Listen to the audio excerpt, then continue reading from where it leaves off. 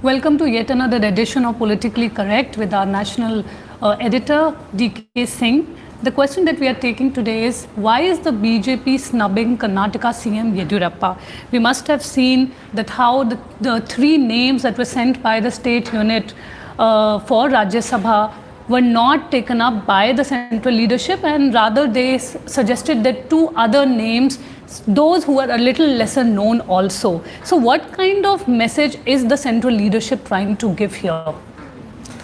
You know, Neelam, this question becomes pertinent today because B.S. Yediyurappa has been fighting very aggressively this entire coronavirus crisis.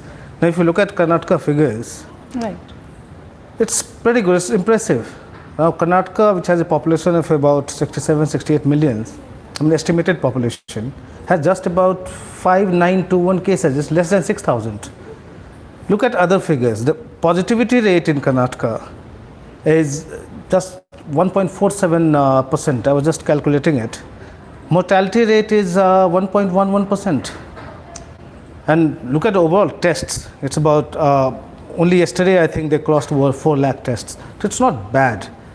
And given the fact that, Bangalore is one of the mega cities, if you look at Bangalore's number, total, if you put both Bangalore urban and rural together, it's just about 558 cases, total cases or so.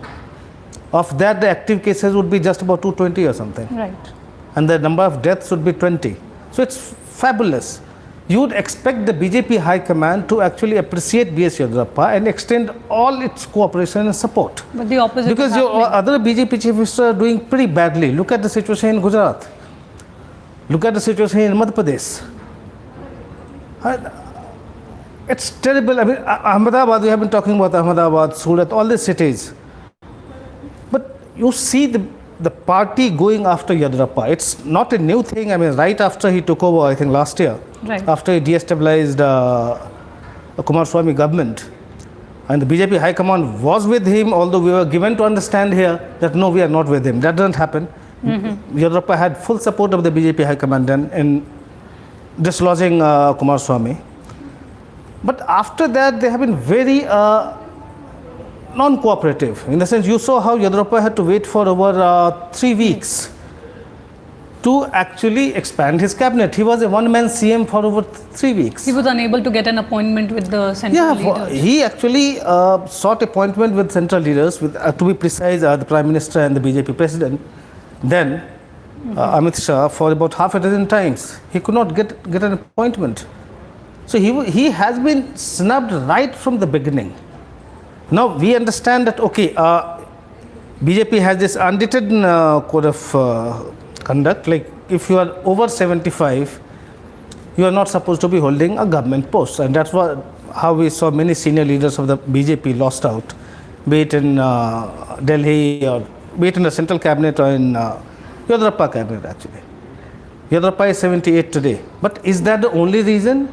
I don't think so. We are also getting a lot of questions from our viewers. Parva wants to know, Karnataka has done good as far as Bangalore is also concerned. They are going, they're doing pretty fine. Why is then BJP High Command unhappy? Yes, because Yediyurappa is known to be independent-minded. And don't forget, he had quit the party, he had floated his own outfit, which had led to the BJP's loss also. In the last assembly elections, he came back to the BJP and actually he spearheaded the BJP's victory in Karnataka. We don't call it victory, but BJP turned out to be the single largest party. It was all thanks to Yediyurappa. But somehow he hasn't been able to strike that rapport with the new leadership in Delhi, that is Narendra Modi and Amit Shah. He was getting along fine with their predecessors. I mean, the veteran BJP leaders earlier. During Advani's time, he was pretty close to Advani at one point of time. He was close to Sushma Swaraj, all these people. Somehow he has not been able to get along well with the current leadership in the BJP. But what do you think is the reason that the central command keeps very independent-minded. I mean, it's not that because he's one of the few mass leaders that you are left with in the states. No, I'm not saying other states don't have it. But the leaders who have managed to bring the BJP to power. Right. We saw how Shivraj Singh Chauhan is another mass leader. He lost out. Finally, he has managed to come back. You had Vasundhara Raje in Rajasthan. You had Raman Singh in Chhattisgarh. But they all lost out. Now, Yediyurappa is one of the mass leaders who has brought the BJP back to power in Karnataka. Maybe not directly through elections, but don't forget, BJP had about 104, 105 seats. It was just within a striking distance of getting a majority of its own. So he did a fabulous job, and then he wanted a free hand, and he still wants a free hand. So you don't really see central BJP leaders interfering much in his administration. He runs his way. Independently. Yeah, and another reason is what we are told by the BJP is he is having a succession plan. Now, Vijayendra, his son, I mean, he is supposed to be the proxy CM. He's said to be running the affairs in the state. So these are allegations, we don't know. Right. There is no substantive, there is no evidence as such. But he is supposed to be calling the shots, and that seems to be putting off the leadership here, which is looking beyond Yediyurappa, which is looking at promoting some new crop of leaders there. Another interesting question we have got from Arjun, who's saying that would BJP find it difficult to arm twist the CM, considering the good job he has done and the public support he enjoys and the way he dealt with COVID-19? That's true. I mean, it's very, very difficult. And that's why Yediyurappa has been having his way. You saw how some BJP MLAs said that, the people who refuse to, Muslims who refuse to quarantine themselves after attending Tablighi Jamaat even, should be shot dead, quote unquote. Yes. And that was, and then Yediyurappa came down very heavily on them, saying that a strict action will be taken against anybody who actually tries to attack the entire community for some isolated incident. And then you suddenly saw this hashtag trending, Right. like we don't. What was that? We are disappointed with you, B.S. something like that. Correct.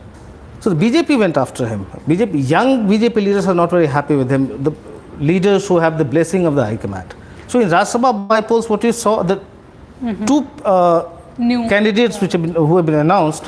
One is Eranna Kadadi. Sorry if I am mispronouncing it, because Eranna Kadadi and Ashok Gasti. Now they have solid RSS support. Right. They have very long association with RSS, and they are supposed to be close to the BJP National General Secretary Organization B.S. Right. But Yediyurappa had a different plan. The names Yediyurappa had sent were with the consent of Katil. Katil. Right. The BJP state state chief, Nalin Katil. Despite that, the High Command overruled him and forced its own candidates on him. Yediyurappa, there is nothing Yediyurappa can do, but what is happening today is the impact of all this interference. The way it's happening is the people have started doing their own things because they know that the Chief Minister does not have the backing of the High Command. So just last week you saw Suresh Kumar, the Education Minister who was given in charge of COVID briefings. Yeah. He said, fine, I'm done with it, I'm not going to do it, I'm going to focus on my own ministry. Now ostensibly, he wanted to focus on his own ministry, but the reason we are told is because other ministers were not cooperating with him. And within the within the government also, Minister of Health and Medical Education, they are also not. Yeah, so we saw what happened earlier. Now you had Health Minister B.S. and Medical Education Dr. K. Sudhakar. Right. They were fighting it out. They would be tweeting different figures for corona positive cases.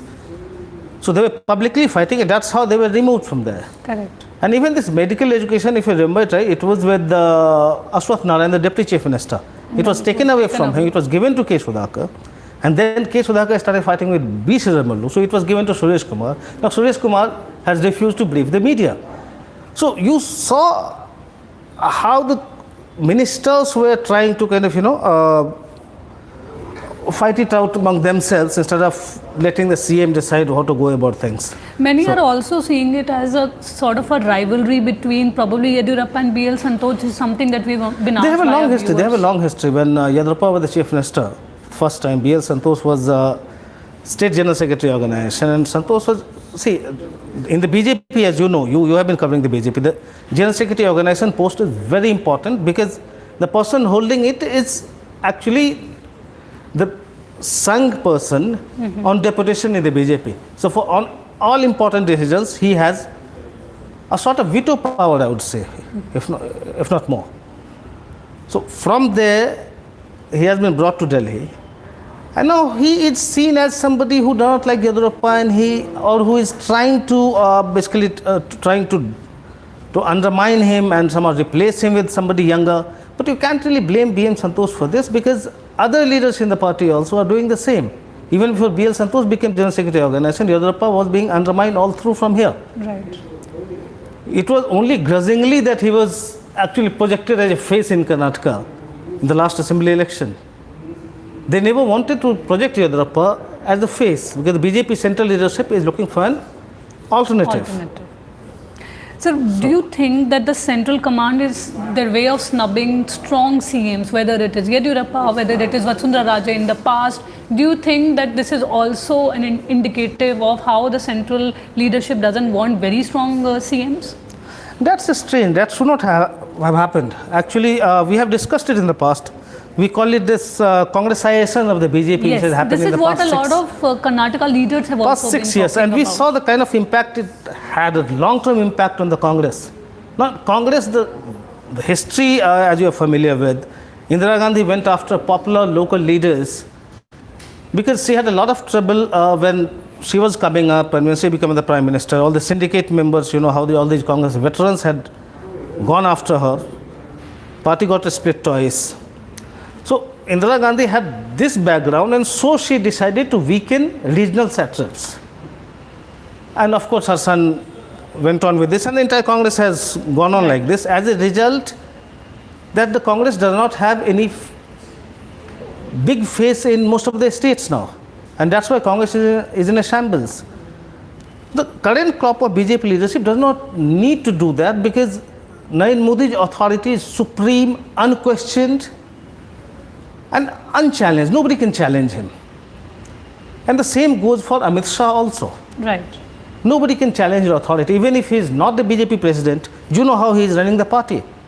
Now, can you imagine Amit Shah addressing virtual rallies? You would have expected the BJP president, that is JP Nadda, to do that. Yes. But Amit Shah is doing that. So you can see the command Modi and Shah still have on the party. And nobody is going to challenge them. They're totally unchallenged, supreme. So it would have done them well to actually let the regional leaders do their own thing in their states. Now in Rajasthan, you see Vasundhara Raje is nowhere to be seen. Right. In Madhya Pradesh, Shivraj Singh Chauhan has managed to dislodge Kamal Nath, and he has become the chief minister, but he has managed to just have 5 ministers so far. Correct. Because Shivraj Singh Chauhan, okay, fine, if you are going to dislodge a Congress government, your high command is with you, but when you want to run the state, then high command wants to run it in its own way.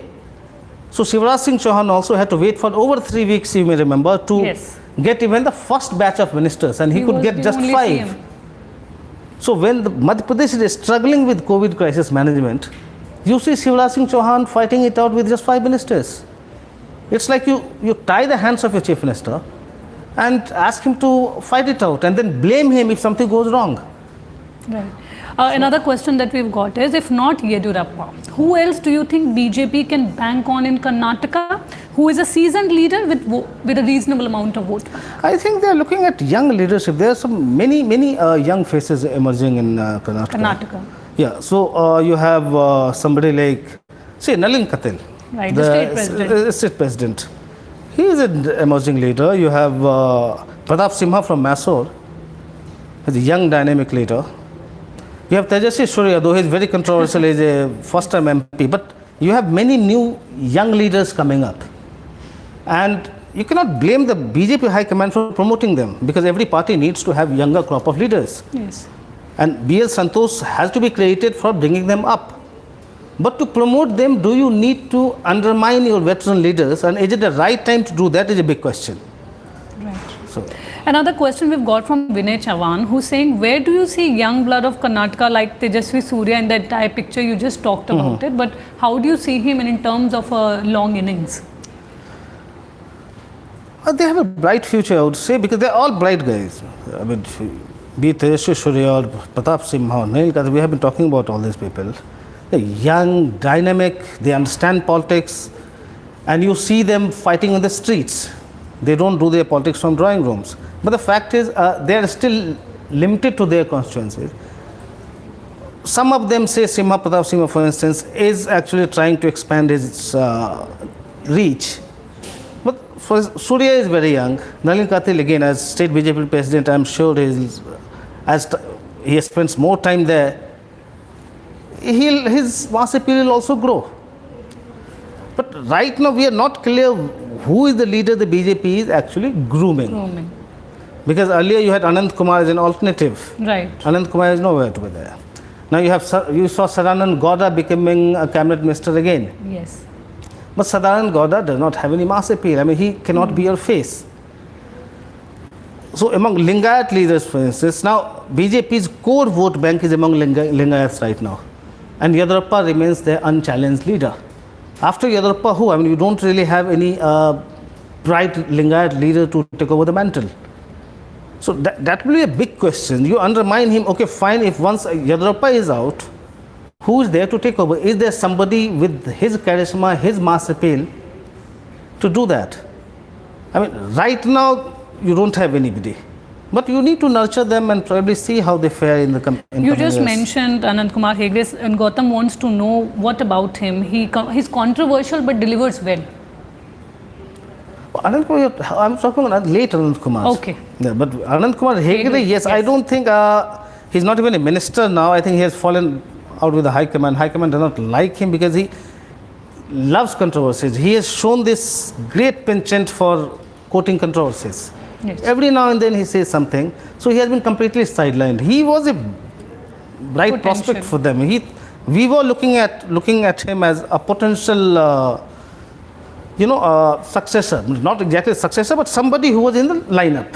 Right. But now he is totally silent. I don't really think he is going to come up very high from here. He's not in the scheme of things. Not right now. No. He has got concerned. sidelined. Another question which Lokesh wants to ask is, what does this intra conflict mean to Congress under D.K. Shivakumar? How will they see this? What is happening in BJP? How so does it D.K. impact? Shivakumar is again dynamic, and you saw how his initiative to when he said that, okay, I'm giving you 50 lakhs to pay for the migrants' tickets. He knows his politics, and organizationally also the High Command has been banking on him. Every time you have a crisis, you have to escort MLAs to resorts and get them to vote, and he has been doing all that. But Karnataka unit, when you look at the entire unit, there is a lot of factionalism. Now D.K. Shivakumar does not get along well with Siddharamaiah. Now Siddharamaiah is a bigger leader. He has been the chief minister and he has a larger mass following. Right. Will Siddharamaiah support him? So there may be many chinks in the BJP's armor, but the Congress does not seem to be in a position right now to exploit it, because infighting is still on. First they have to decide who is going to lead the party. Siddharamaiah is not going to give up. Do you expect D.K. Shivakumar and Siddharamaiah to come together and steer the Congress? Well, I have my doubts. Let's see how it unfolds. Two more questions. One is, if not Yediyurappa, is the recent closeness of the CM with D.K. Shivakumar costing the Chief Minister? And if Yediyurappa, whether he enjoys a good rapport with the RSS? If yes, why is the RSS not intervening? Yediyurappa used to. I mean, he did not have any bad blood with RSS as such, and he had this background in the RSS also, his long association with RSS. But right now, RSS is also looking at, and RSS is giving full support to the BJP High Command here. So whatever they decide here, RSS will go with it. Line. And then you have B.L. Santosh, again a committed RSS leader. So it's not about RSS and non-RSS here. Yediyurappa is like, he's old, and don't forget he has had many controversies in the past, and he's not exactly the man of integrity the Congress would like, the BJP would like to project, because in the past all of us know how he had to go to the jail, and there have been many controversies, corruption charges, all these things associated with the Yediyurappa regime in the past. This time so far we haven't had any, but ghosts of the past continue to haunt him. Nikhil Singh, you did mention about the Lingayat politics, but he's saying, do you think this politic is still relevant considering he's a stalwart? No, I am not giving a question. What is he asking? He's asking, do you think the Lingayat politics is still relevant as far as Karnataka is concerned and keeping Yediyurappa in mind? Yes, because we know how Lingayats and Vokaligas, they have been dominating Karnataka politics. I mean, we cannot wish it away. We talk about individuals' popularity, and Prime Minister Modi is very popular in Karnataka. But this caste matrix, I mean, the BJP has not been able to completely get over it in its states. In Karnataka, Vokaligas and Lingayats and their dominance is a reality. Now, Siddaramaiah was trying to basically play OBC politics. He was trying to basically get away from this binary of Lingayats and Vokaligas. He was playing OBC politics very aggressively. It didn't work for him. For the BJP, right now Lingayats are there. Lingayats are the party's biggest, I mean, Vote bank. you say the stronghold in terms of vote base. Without Yediyurappa, whether somebody can Hold on to it. hold on to it, we are not sure. This is something that you briefly answered, but Arjun wants to know, are the BJP and Congress both suffering from the same problem, undermining regional leaders? Yes, Congress has of course continued to do what Indira Gandhi started, and we are seeing it in BJP. I mean, it's a very recent phenomenon, because you know how under Vajpayee you saw many young leaders coming up, Right. from Pramod Mahajan to the Shivraj Singh Chauhan, even Rajnath Singh, you know, Vasundhara Raje, all these young leaders came. Vasundhara Raje was never in state politics, he was always at the center, but she was sent in 2002 to Rajasthan to actually bring the BJP, to revive the BJP there. And that was when you have Bharat Singh Shekhawat in Rajasthan. He was a big stalwart. But still Vasundhara was sent there because BJP was looking at its succession plan. Right. And Vasundhara actually got the party to power with a clear majority for the first time ever in the state. We saw Raman Singh. So under Vajpayee and Advani, you saw a young crop of leaders coming up who proved to be, or who went on to become mass leaders. Now, here under Modi Shah also, now they have promoted many young leaders. You saw how Devendra Fadnavis was promoted in Maharashtra out of nowhere. You had Raghuvar Das in Jharkhand. Look at... Even Haryana for that matter. Even Haryana for that matter. in Haryana, New but yeah, person. he's not young. Manohar Khatta is old. So actually you give it to, although he has managed very well. I mean, in the first stint, there's a lot of controversy, and people are not expecting him to actually come back again. But he has made a strong comeback, and even in COVID fight, he is doing well. But when it comes to his image as a mass leader, I don't think Khatta is there yet. Fadnavis is not a mass leader. We saw what happened in Karnataka. Raghuvar Das he lost his own constituency in Jharkhand. So look at state after state, the BJP leadership, the BJP High Command has been promoting new crop of leadership, but somehow they haven't actually given the results. And that's probably because the people the High Command is picking as leaders. Even in Delhi, the change that has happened. Yeah, but Delhi, you never had the CM. So people they're picking as the potential leaders, or the mass leaders in their states, potential mass leaders, have failed to fire. Now you put Sarvanand Sonowal in Assam, but actually it's Himanta Biswa Sarma who is the face, and who is running the government, actually, and he'll be the face in future, not Sarvanand Sonowal. You have in Madhya Pradesh, you have no alternative to Shivraj Singh Chauhan yet. Correct. Now Kailash Vijayvargiya, he is quite close to Amit Shah, and he was being seen as an alternative to Shivraj Singh Chauhan, but Kailash Vijayvargiya does not have the mass base. He doesn't have any base beyond Indore. Same in Rajasthan. Now, to counter Vasundhara Raje, they brought Gayan Singh Shekhawat here. When the BJP High Command was trying to appoint Gayan Singh Shekhawat as the BJP president, Raje had virtually rebelled. So he was brought here. He is being seen as a possible successor of Vasundhara Raje in future. He has been given a very important portfolio here of Jal Shakti Ministry. But he is not a mass leader. So you cannot just impose somebody, okay, he is going to be a mass leader there. Because it's the choice of the masses, not the choice of Modi and Amit Shah. We have seen how Yediyurappa so far has been maintaining the fact that the party has chosen two grassroots leaders. So he has been keeping up a good face. But do you think he's going to retaliate? What must he be? How will it? He doesn't have any options because most of the MLAs, or all MLAs actually, they'll all side with the high command because they know Yediyurappa's heat days are over. It's at the fag end of his political career. So this time, if once Yediyurappa goes, his political career is over. So there is nothing Yediyurappa can do right now. But then the High Command also cannot afford to destabilize Yediyurappa because the alternative succession plan is not in place. Thank you for being with us. This is all for now. Do follow the next episode.